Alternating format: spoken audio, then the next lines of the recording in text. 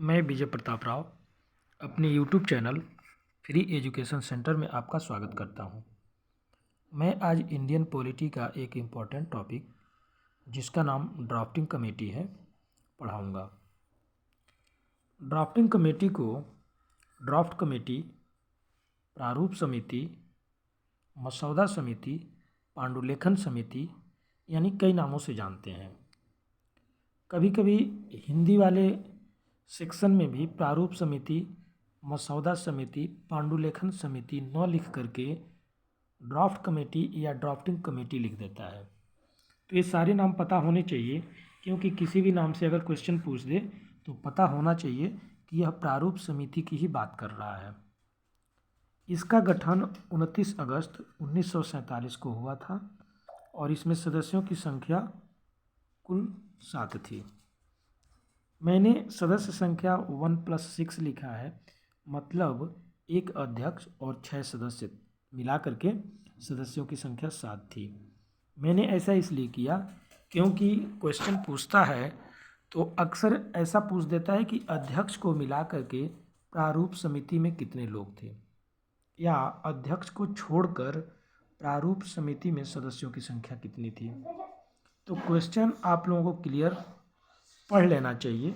कभी कभी जल्दबाजी में कुछ लोग गलत कर जाते हैं, साथ रटा रटाया रहता है और क्वेश्चन पर ध्यान नहीं देते कि अध्यक्ष को मिलाकर पूछ रहा है या अध्यक्ष को छोड़कर पूछ रहा है, और वहाँ पर क्वेश्चन आते हुए भी गलत हो जाता है।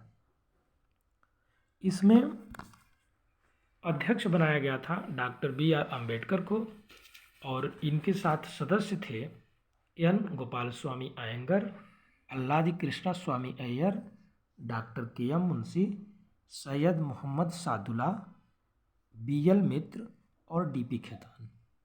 आगे चलकर B.L. मित्र की तबीयत काफ़ी ख़राब हो जाती है, जिसके वजह से उनको त्यागपत्र देना पड़ता है और उनके जगह पर N. माधवराव सदस्य बनाए जाते हैं। D.P. खेतान की मृत्यु हो जाती है 1948 में, जिसकी वजह से उनका भी सीट खाली हो जाता है। तो इनके जगह पर T.T. कृष्णामाचारी सदस्य बनाए जाते हैं।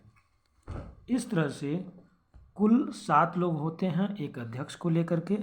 आप लोग 9 कभी नहीं लिखेंगे। N. माधवराव, T.T. कृष्णामाचारी दोनों लोग आए, लेकिन 2 कुर्सी खाली होने पर आए, तो सदस्यों की संख्या 7 ही बनी रही। प्रारूप समिति, बहुत सारी जो समितियां बनी थी संविधान बनाने के क्रम में, उसमें सबसे महत्वपूर्ण समिति थी, और प्रारूप समिति को ही संविधान के ड्राफ्ट पर काम करने के लिए जिम्मेदारी दी गई थी। जबकि प्रारूप समिति ने कोई प्रारूप नहीं बनाया। शुरुआती का प्रारूप डॉक्टर B.N. राव ने बनाया था, जो B.N. राव संविधान के संवैधानिक सलाहकार थे। B.N. राव जबकि संविधान सभा के सदस्य नहीं थे, लेकिन उनको संवैधानिक सलाहकार बनाया गया था। उन्होंने ही एक ड्राफ्ट तैयार किया था।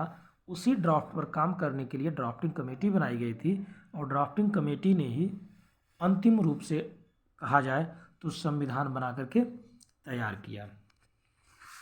ड्राफ्टिंग कमेटी का बहुत इम्पोर्टेंट रोल रहा, और ड्राफ्टिंग कमेटी के चेयरमैन डॉक्टर B.R. अम्बेडकर थे। इसीलिए डॉक्टर B.R. अम्बेडकर को संविधान का जनक कहा जाता है, संविधान का फादर कहा जाता है। और आप कहीं भी देखते होंगे डॉक्टर B.R. अम्बेडकर की मूर्ति लगी रहती है, तो उनके हाथ में संविधान का किताब जरूर होता है, यानी इनको ही संविधान का जनक माना जाता है। मुझे उम्मीद है प्रारूप समिति को आपने अच्छी तरह से समझ लिया होगा। अगर और भी कुछ आपको क्लियर इसमें करना हो तो मुझे कमेंट करके पूछ सकते हैं। धन्यवाद।